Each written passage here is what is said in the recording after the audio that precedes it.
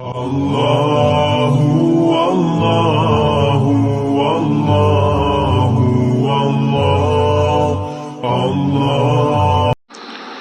അസ്സലാമു അലൈക്കും വറഹ്മത്തുള്ളാഹി. ബിസ്മില്ലാഹിർ റഹ്മാനിർ റഹീം. ഹദീസിലൂടെ ഓരോ ദിവസവും പുതിയ ഓരോ അറിവ് സമ്പാദിക്കാം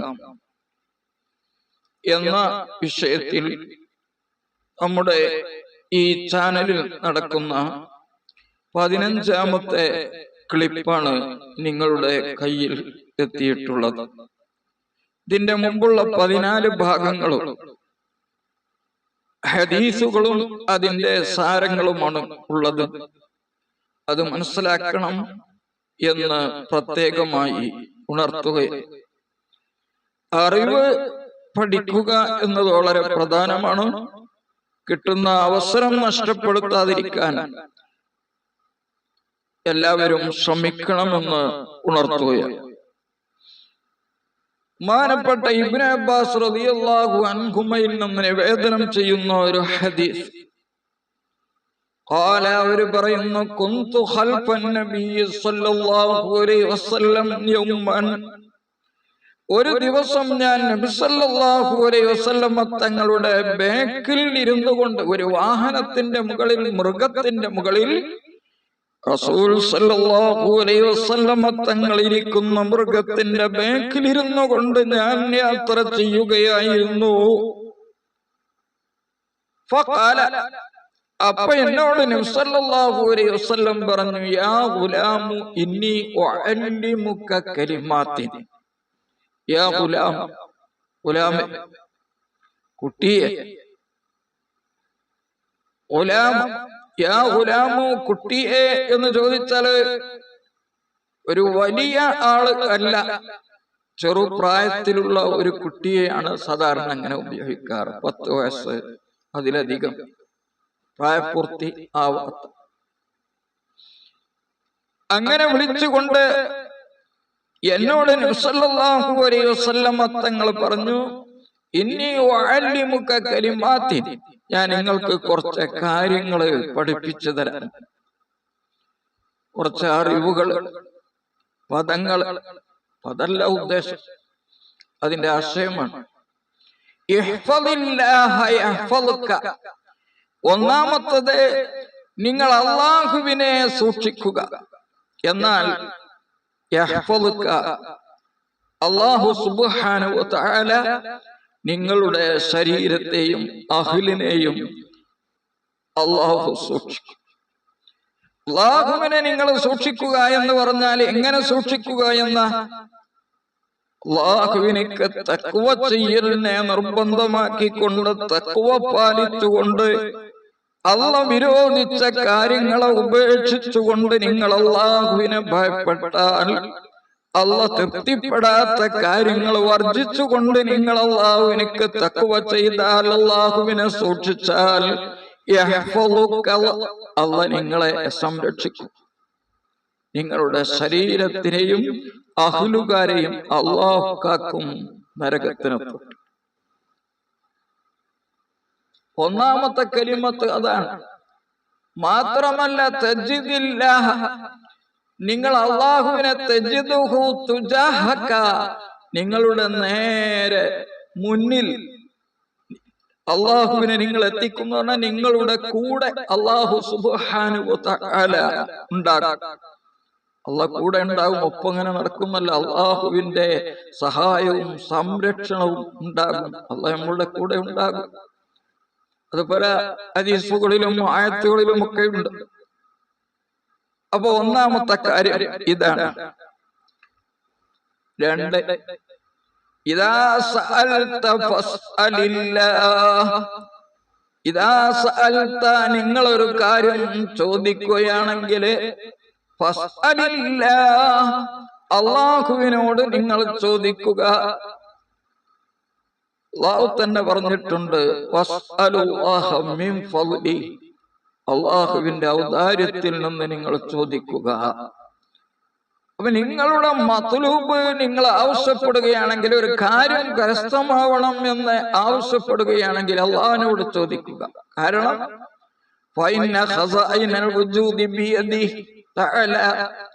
എല്ലാ വസ്തുക്കളുടെയും ഖസാന അള്ളാഹുവിന്റെ അരികിലാണുള്ളത്. ലാ ഖാദിറ വലാ മുഅ്തിയ വലാ മുതഫദ്ദില ഗൈറുഹു.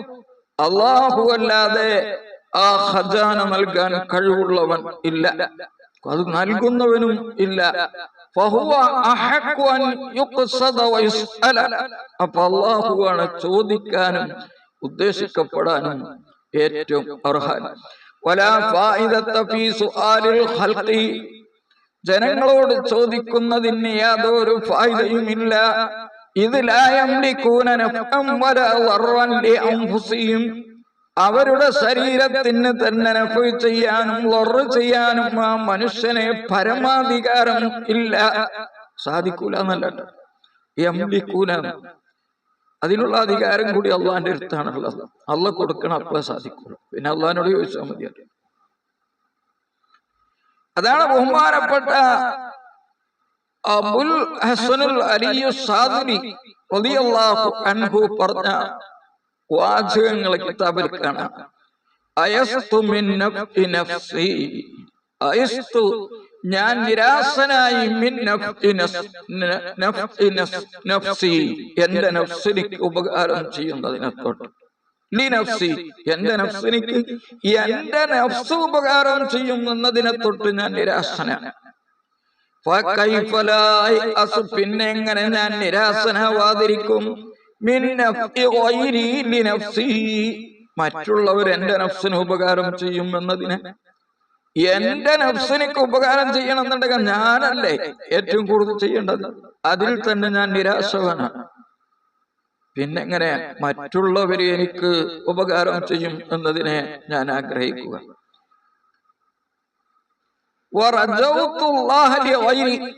ഞാൻ അള്ളാഹുവിനോട് ആഗ്രഹിക്കുന്നു, ഞാൻ അല്ലാത്തവർക്ക് വേണ്ടി. പിന്നെ എന്റെ നഫ്സിന് വേണ്ടി അള്ളാഹുവിനോട് ഞാൻ എങ്ങനെ ആഗ്രഹിക്കാതിരിക്കും എന്ന് ബഹുമാനപ്പെട്ട സാദുലി റളിയല്ലാഹു അൻഹു പറഞ്ഞിട്ടുണ്ട് ഈ ഹദീസിന്റെ അടിസ്ഥാനത്തിൽ. അപ്പൊ ഹദീസിൽ പറഞ്ഞത്, ഇദസ്തഅൻത ഫസ്തഇൻ ബില്ലാഹ്, നിങ്ങളെ സഹായം ചോദിക്കുകയാണെങ്കിൽ അള്ളാഹുവിനോട് ചോദിക്കൂ. തുടർന്ന് പറയുകയാണ്, വഅലം, നീ അറിയുക, നിങ്ങൾ അറിയുക, അന്നൽ ഉമ്മത്ത, തീർച്ചയായും സമുദായമൊട്ടാകെ, എല്ലാരും, ഉമ്മത്ത് മുഴുവൻ, അൽ മുറാദു ബിഹാ ഹുനാ സായിറുൽ മഖ്ലൂഖീന, അല്ലാഹു ഒഴികെയുള്ള മുഴുവൻ സൃഷ്ടികളുമാണ് ഇവിടെ ഇതുകൊണ്ട് ഉദ്ദേശം. ബഹുമാനപ്പെട്ട അഹ്മദ് റളിയല്ലാഹു അൻഹു റിപ്പോർട്ട് ചെയ്ത ഹദീസിൽ തന്നെ വന്നിട്ടുണ്ട്, ഫലൗ അന്നൽ ഖൽഖ ജമീഅൻ അറാദുക, എല്ലാ സൃഷ്ടികളും ഉദ്ദേശിക്കുകയാണെങ്കിൽ എന്ന് തന്നെ വന്നിട്ടുണ്ട്. അപ്പോ അന്നൽ ഉമ്മത്ത, സമൂഹമൊട്ടാകെ, ഒരു കാര്യം കൊണ്ട് നിനക്ക് ഉപകാരം ചെയ്യണമെന്ന് അവരുദ്ദേശിച്ചാൽ,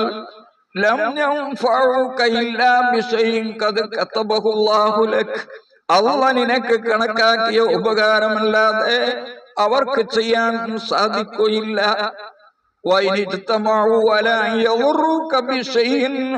ഒരു കാര്യം കൊണ്ട്, ഒരു തിന്മ കൊണ്ട് നിനക്ക് ബുദ്ധിമുട്ടാക്കണം എന്ന് അവർ ഉദ്ദേശിച്ചാൽ,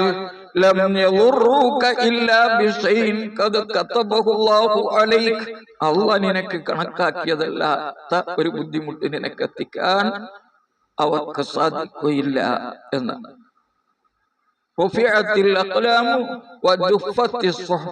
കലമുകൾ ഉയർത്തപ്പെട്ടു എന്ന് പറഞ്ഞാൽ, കലമിനോട് പറഞ്ഞിട്ട് കലം എഴുതിയ കാര്യങ്ങളാണ് ഇവിടെ എല്ലാം. എഴുതുന്ന സമയത്തുണ്ടായിരുന്ന ആ മഷി അത് വറ്റിയിരിക്കുന്നു എന്നാണ്. ഇത് പരിപൂർണമായ തവക്കുൽ ചെയ്യുന്ന കാര്യങ്ങൾ അല്ലാഹുവിൽ അർപ്പിക്കുന്ന ഒരവസ്ഥയാണ് വിവരിച്ചിട്ടുള്ളത്. അള്ളാഹുവിൽ കാര്യങ്ങൾ അർപ്പിക്കുകയാണ് ഒരാൾ എങ്കിൽ അവന് മതി, അള്ളാഹു തന്നെ മതി, വേറെ ആൾ ആവശ്യമില്ല. അങ്ങനത്തെ തവക്കുല് വേണം. അതിനെ സംബന്ധിച്ചാണ് പറഞ്ഞത്. മുത്തവക്കിഈങ്ങളുടെ മുറാഖബന്റെ അഹ്ലുകാരുടെ ഒരു മർത്തബയാണ് ഇവിടെ വിവരിച്ചിട്ടുള്ളത്. അല്ലാഹു സുബ്ഹാനഹു വ തആല ആ മഖാമിൽ എത്തിച്ചേരാനുള്ള ഭാഗ്യം നമുക്കൊക്കെ പ്രദാനം ചെയ്യട്ടെ. ആമീൻ.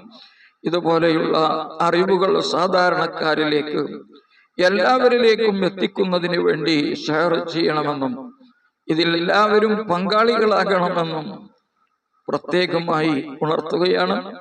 അല്ലാഹു സുബ്ഹാനഹു വ തആല നാം നമ്മുടെ ഈ ചാനലിൽ അംഗമായ വളരെയധികം ആളുകളുണ്ട്. അവരുടെ പല പ്രയാസങ്ങളെ കമന്റ് മുഖേന അറിയിച്ചിരുന്നു. പ്രയാസങ്ങളൊക്കെ നീക്കി അള്ളാഹു സന്തോഷവും റാഹത്തും പ്രദാനം ചെയ്യട്ടെ. മരണപ്പെട്ടു പോയ നമ്മുടെ മാതാപിതാക്കളെ മറ്റു പലരും ഖബറുകളിലുണ്ട്.